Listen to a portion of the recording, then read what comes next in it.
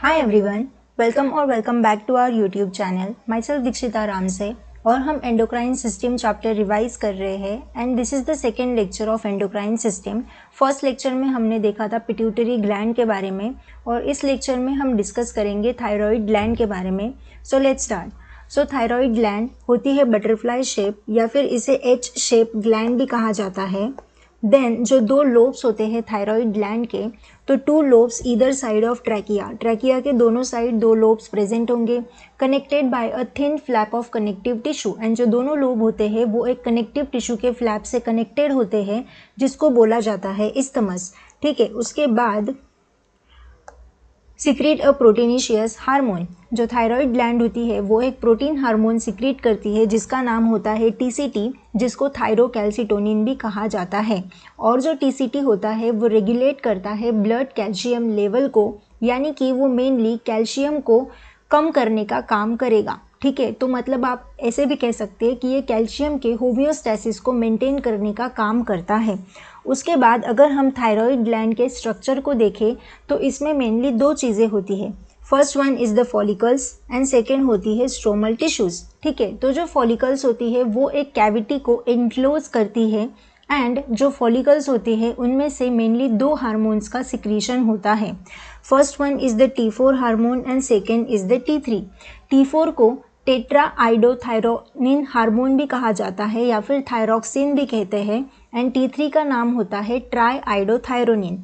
T4 को T3 में convert भी किया जाता है। ठीक है, उसके बाद जो T4 होता है उसका अमाउंट ज़्यादा होता है T3 से, यानी कि T4 is more abundant then T3, या फिर T3 जो होता है वो मोर पोटेंट होता है एक्शन में T4 से, यानी कि जल्दी काम करेगा T3। ठीक है, उसके बाद अगर हम थायराइड हार्मोन्स के फंक्शन को देखें तो ये बीएमआर को रेगुलेट करने का काम करता है। बीएमआर का फंक्शन होता है बेसल मेटाबॉलिक रेट।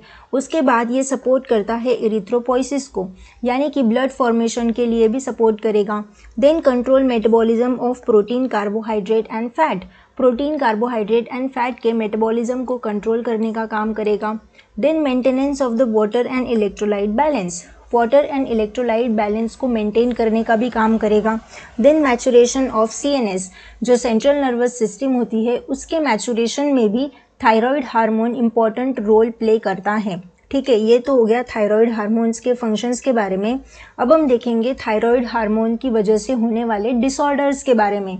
तो इसमें मेनली दो तरीके के डिसऑर्डर्स होते हैं। First one is the hypothyroidism and second is the hyperthyroidism. Hypothyroidism यानी कि नॉर्मल अमाउंट से अगर थायराइड हार्मोन बहुत ही कम अमाउंट में सिक्रीट हो रहा है तो उसके वजह से होता है हाइपोथायरॉयडिज्म एंड अगर थायराइड हार्मोन बहुत ज़्यादा अमाउंट में सिक्रीट हो रहा है तो उसकी वजह से होता है हाइपरथायरॉयडिज्म। तो हाइपोथायरॉयडिज्म में जो फर्स्ट डिसऑर्डर है वो है गॉइटर। गॉइटर में क्या होता है, थायराइड ग्लैंड का एनलार्जमेंट हो जाता है, यानी कि थायराइड ग्लैंड की जो साइज़ होती है वो बढ़ जाती है। ठीक है, ये तो हो गया गॉइटर के बारे में। उसके बाद और एक डिसऑर्डर होता है जिसका नाम है क्रेटिनिज्म। ये मेनली चाइल्ड में देखने को मिलता है। So during pregnancy defective development and maturation of growing baby. जो ग्रोइंग बेबी होगा उसकी डिफेक्टिव डेवलपमेंट होगी और उसकी मैचुरेशन भी जो डिफेक्टिव होगा।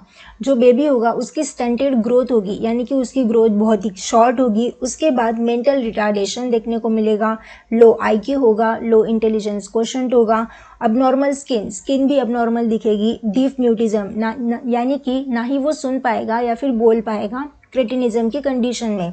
और अगर हम अडल्ट वुमेन की बात करें तो उनमें इरेगुलर मेंस्ट्रुअल साइकिल देखने को मिलती है।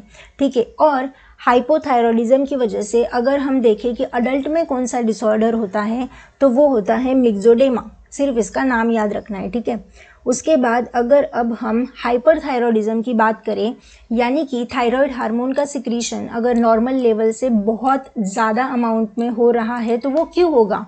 एक तो due to cancer of thyroid gland, एक तो कैंसर ऑफ थायराइड ग्लैंड होगा, थायराइड ग्लैंड का कैंसर हो जाएगा तो जो सेल्स होंगी वो ओवर एक्टिवेट हो जाएंगी, तो वो थायराइड हार्मोन को बहुत ही एक्सट्रीम अमाउंट में सिक्रीट करेगी। And due to development of the nodule of thyroid gland, या फिर थायराइड ग्लैंड में नोड्यूल्स बन जाएंगे।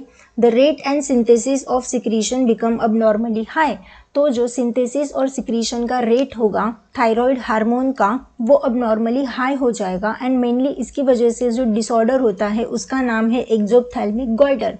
तो एक्सोप्थेल्मिक गॉइटर में क्या होगा, थायराइड ग्लैंड का एनलार्जमेंट हो जाता है, इसकी साइज बढ़ जाती है, protrusion of the eye ball जो होते हैं वो मेनली ऐसे बाहर की तरफ दिखना स्टार्ट हो जाते हैं, इसमें बीएमआर बढ़ता है यानी कि बेसल मेटाबॉलिक रेट बढ़ेगा, वेट लॉस देखने को मिलेगा। ठीक है, ये तो हो गया हाइपरथायरॉयडिज्म के बारे में। इसमें और एक डिसऑर्डर आता है जिसका नाम है ग्रेव्स डिसीज़। तो Graves disease mainly auto immune disease होता है। ठीक है, ये याद रखना है। उसके बाद अगर अब हम और थोड़ी एक्स्ट्रा इन्फॉर्मेशन की बात करें तो ये तो हमने देख लिया कि थायराइड ग्लैंड लैरिंग्स के नीचे प्रेजेंट होती है, बटरफ्लाई शेप या फिर एच शेप ग्लैंड होती है जिसके अंदर 2 लोब्स होते हैं and 2 lobes are joined by isthmus. Then इसमें follicular and parafollicular cells present होती है। ठीक है, तो जो फॉलिकुलर सेल्स होती है वो सराउंड करती है कोलॉइड को और कोलॉइड के अंदर थायरोग्लोबुलिन प्रोटीन प्रेजेंट होता है जिसको हम टीजी से भी डिनोट करते हैं। और जो थायरोग्लोबुलिन प्रोटीन होता है वो मेनली टायरोसिन अमीनो एसिड में, मतलब उसमें टायरोसिन अमीनो एसिड बहुत ज़्यादा अमाउंट में प्रेजेंट होता है। उसके बाद हमने देखा T3 एंड T4 के बारे में।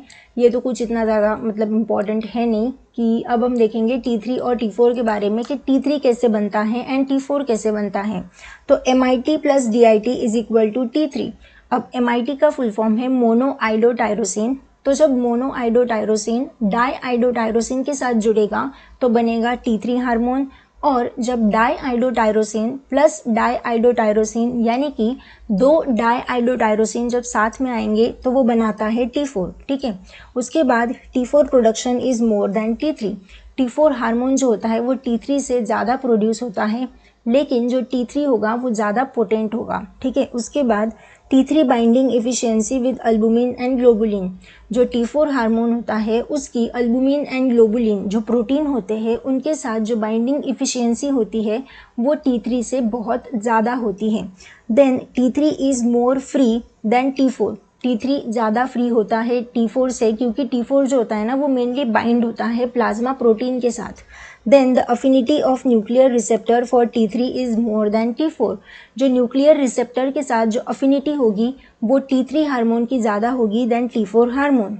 उसके बाद मैंने आपको ये भी बोला था कि T4 हार्मोन T3 में कन्वर्ट हो सकता है, बट उसके लिए एक एंजाइम लगेगा जिसका नाम होता है डी आयोडीनेज। ठीक है, तो अगर डी आयोडीनेज T4 के ऊपर काम करता है तो वो T3 में कन्वर्ट हो सकता है। और जो डी आयोडीनेज एंजाइम होता है वो बॉडी के सारे सेल्स में ही प्रेजेंट होता है।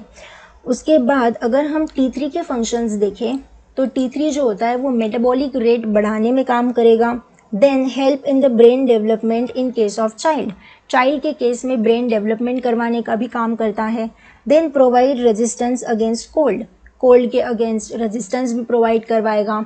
उसके बाद promote the growth and development in children, growth and development को प्रमोट करेगा चिल्ड्रन के अंदर। Increase oxygen consumption of cells hence increase metabolism. Of course अगर वो ऑक्सीजन के कंजम्पशन को बढ़ेगा तो जो मेटाबॉलिज्म होगा, जो मेटाबॉलिक रेट होगा वो भी इंक्रीज होगा। उसके बाद जो T3 हार्मोन होता है वो ग्लूकोनियोजेनेसिस को भी करवाता है। ग्लूकोनियोजेनेसिस का मतलब होता है कि जो नॉन कार्बोहाइड्रेट प्रिकर्सर है जैसे कि अमीनो एसिड हो गया वगैरह, विटामिन्स हो गए, उनको ग्लूकोज में कन्वर्ट करवाने का काम करेगा। देन ग्लाइकोजिनोलाइसिस भी करवाएगा। लाइसिस यानी कि ब्रेक डाउन, जेनेसिस यानी कि फॉर्मेशन। तो ये ग्लाइकोजन को ग्लूकोज में ब्रेक डाउन करने का काम भी करता है। देन लिपोलाइसिस, लिपिड को ब्रेक डाउन करने का काम करेगा। तो ये सारे हो गए T3 के फंक्शंस। उसके बाद अगर हम डिसऑर्डर्स की बात करें, ये हमने ऑलरेडी कर लिया है। यहाँ पे मैंने कंसाइज वे में लिखा है कि हाइपोथायरॉयडिज्म यानी कि T3 एंड T4 का अमाउंट कम हो जाना। तो अगर चिल्ड्रन में T3 एंड T4 का अमाउंट कम हो रहा है तो उसको हम बोलते हैं क्रेटिनिज्म, जिसमें ब्रेन की डेवलपमेंट रिटार्ड हो जाती है यानी कि कम हो जाती है, फिजिकली भी रिटार्डेड रहते हैं। देन अडल्ट में होता है मिक्सोडेमा, जिसमें मेटाबॉलिज्म स्लो हो जाता है एंड इसमें फैट का डिपोजिशन होना स्टार्ट हो जाता है। ये तो हो गया हाइपोथायरॉयडिज्म के बारे में। देन हाइपरथायरॉयडिज्म, तो हाइपरथायरॉयडिज्म में T3 एंड T4 का अमाउंट बढ़ेगा। तो इसमें क्या होगा, मेटाबॉलिज्म फास्ट होगा, बॉडी एकदम लीन हो जाएगी, एक्सेसिव स्वेटिंग होगी एंड वेट लॉस भी देखने को मिलेगा इन case of hyperthyroidism. And goitre भी हमने देखा जो आयोडीन की डिफिशियंसी की वजह से होता है, जिसमें जो थायराइड ग्लैंड होती है उसका एनलार्जमेंट हो जाता है यानी कि साइज बढ़ जाता है। और जो गॉइटर होता है वो ऑटो इम्यून भी हो सकता है, ठीक है, it can be auto immune also. उसके बाद बस ये एक कंसेप्ट है कि T3 एंड T4 कैसे सिक्रेट आउट होते हैं। तो हाइपोथैलेमस सबसे पहले सिग्नल देगा TRH को यानी कि थायराइड रिलीजिंग हार्मोन्स को, वो एक्ट करेगा पिट्यूटरी के ऊपर, pituitary secrete thyroid stimulating hormone को सिक्रीट करेगी एंड देन वो फाइनली स्टिमुलेट करेंगे थायराइड को एंड देन थायराइड सिक्रीट करेंगे T3 एंड T4 को, ठीक है। तो ये सीक्वेंस याद रखना है कि hypothalamus, TRH, pituitary, TSH, thyroid, then T3 and T4। उसके बाद auto immune diseases, okay. So इसमें एक ऑटो इम्यून डिसीज़ भी है जिसका नाम है हाशिमोटो डिसीज़, जिसमें एंटीबॉडीज़ बनती है अगेंस्ट TG यानी कि थायरोग्लोबुलिन एंड TPO के against. Therefore T3 and T4 का लेवल कम हो जाता है इसके अंदर। अगर इसके अगेंस्ट एंटीबॉडीज़ बन रही है तो ऑफकोर्स T3 एंड T4 का लेवल कम हो जाएगा, मेटाबॉलिक रेट कम होगा, और अगर मेटाबॉलिक रेट कम होगा तो ऑफकोर्स ओबिसिटी बढ़ेगी।